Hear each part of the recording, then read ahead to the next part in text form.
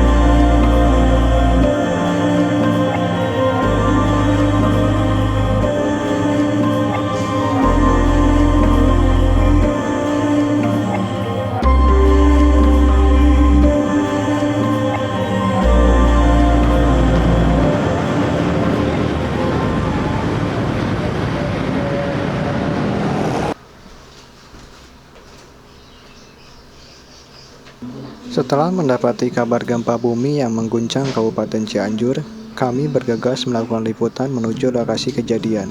Keberangkatan dimulai sejak hari Selasa 22 November.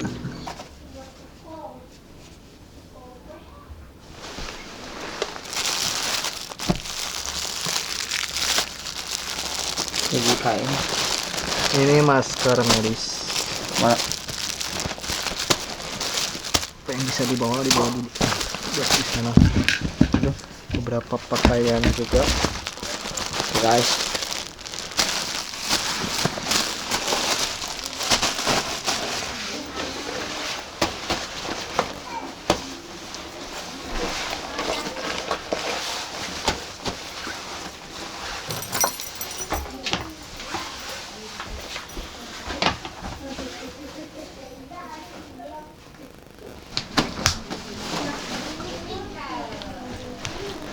Bukan selalu menjagamu.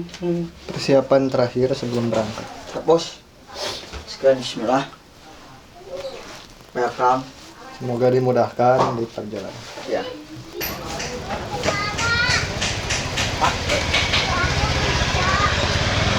Dengan menempuh perjalanan jalur darat menggunakan sepeda motor, kami mengemudi sekitar 2 jam dari pusat kota Bandung menuju kota Cianjur, Jawa Barat.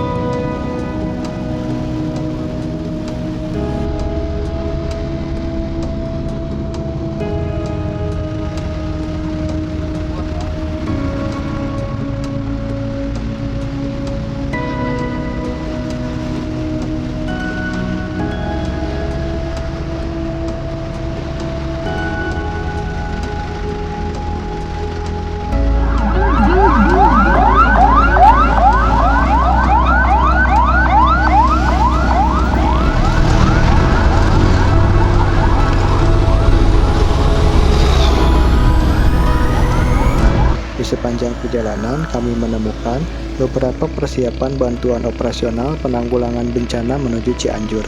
Lalu dalam kendaraan ambulans pun tidak terhitung lagi jumlahnya.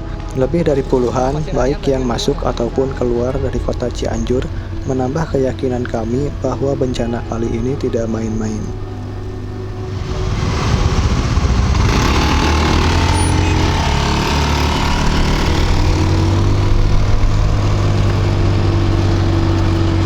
Setelah menempuh perjalanan selama 2 jam, akhirnya kami tiba di kota Cianjur. Titik pertama yang kami sambangi ialah Kecamatan Sayang, Kabupaten Cianjur.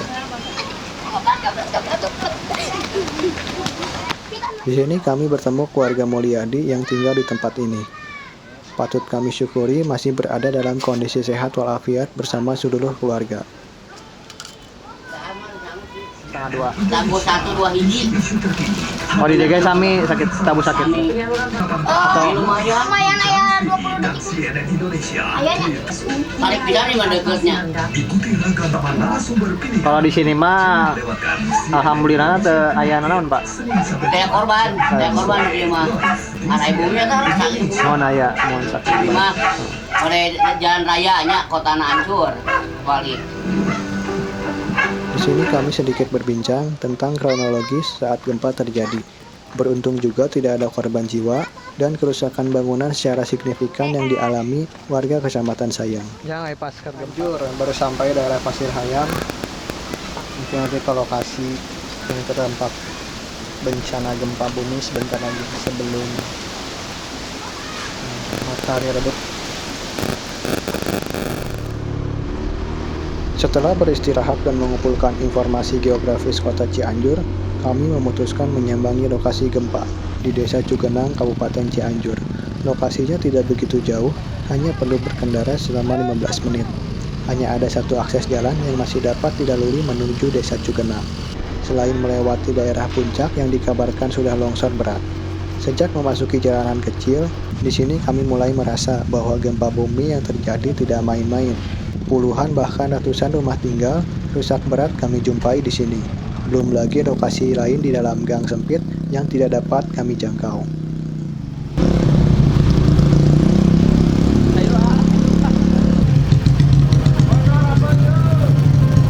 Ini Panumbangan. Panumbangan. Yang meninggal 8 orang. Meninggal 8 orang. Ini tenda bukan dari pemerintah ya atau inisiatif masyarakat enggak? Ini masyarakat.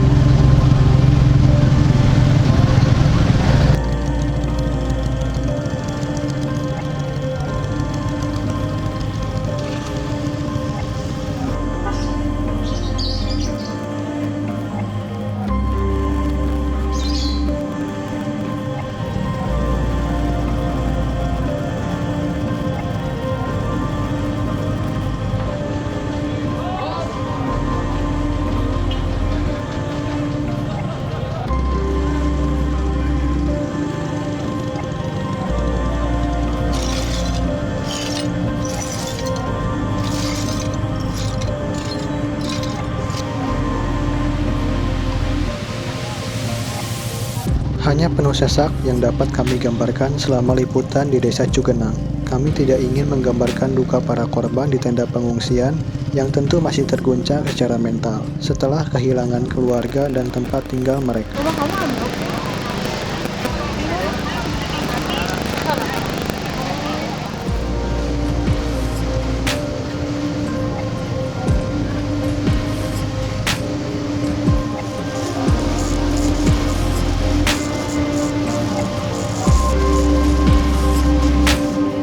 Kami hanya bisa menitipkan sedikit bawaan kami dari kota Bandung, yaitu pakaian dan masker bagi mereka para korban di tenda pengungsian.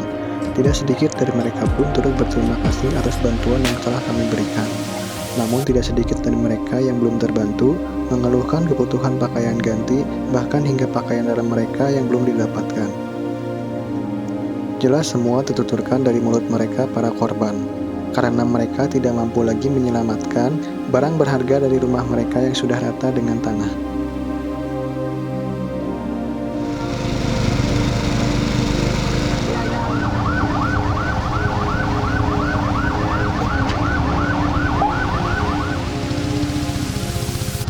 Fokus kami beralih saat kondisi Desa Cugenang memasuki malam hari. Listrik yang terputus membuat kondisi penerangan menjadi sangat terbatas. Jalanan yang sempit serta kondisi masyarakat yang masih belum tenang akan gempa susulan menjadi poin penting dalam hambatan evakuasi di Desa Cugenang.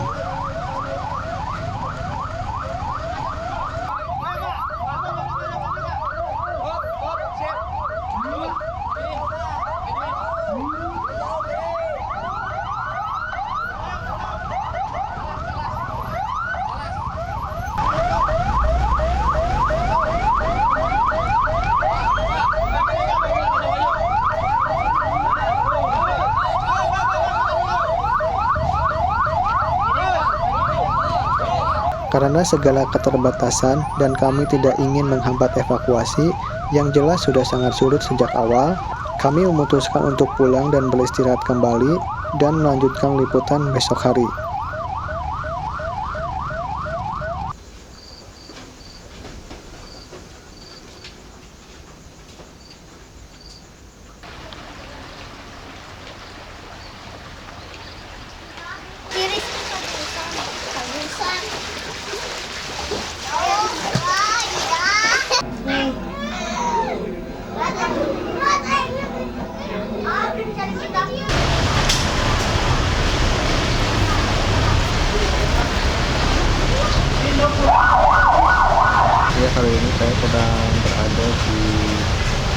seputar Rumah Sakit Umum Daerah Cianjur, bagaimana kondisinya di sini. Yang pasti ini lalu lalang banget ambulan, entah berapa puluh atau bahkan ratusan.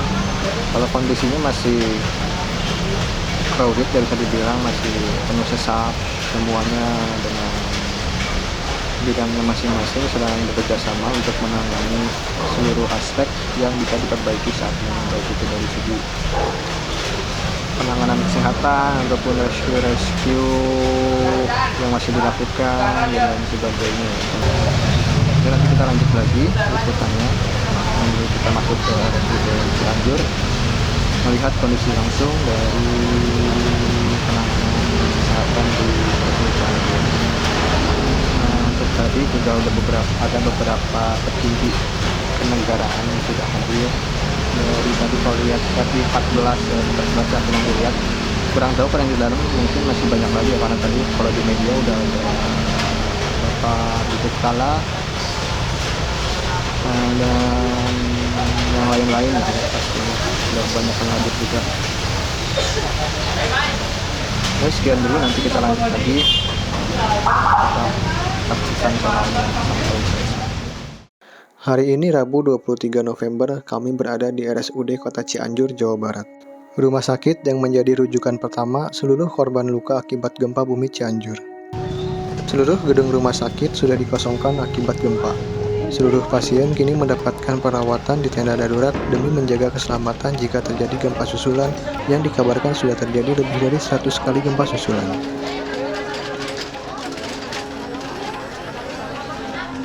Kami menyaksikan secara langsung hilir keluar masuk ambulans yang membawa korban. Tidak sedikit yang mesti dirujuk ke rumah sakit di luar kota Cianjur demi mendapatkan perawatan yang lebih menunjang.